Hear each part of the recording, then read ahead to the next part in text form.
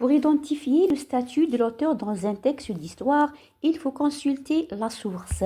Quand l'auteur est un historien ou un écrivain, on trouve dans la source son nom, le titre de son livre, la maison d'édition et l'année de publication.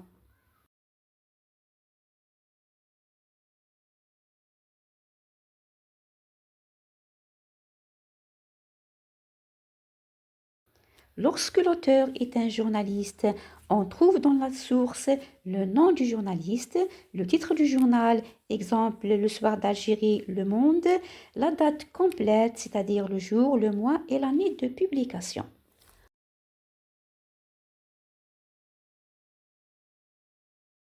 Lorsque le texte est pris d'un magazine, on trouve le nom du journaliste, le titre du magazine, le mois et l'année de publication. Dans ce texte, l'auteur Hussein Aït Ahmed est un témoin des événements du 8 mai 1945. Il raconte et il témoigne de la répression française.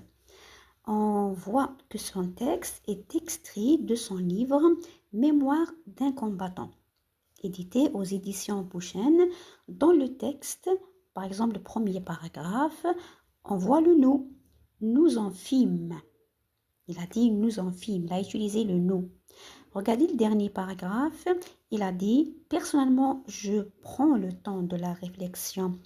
Il dit plus loin « Je ne parvins à une décision que le lendemain ». Donc, tout le texte est un témoignage.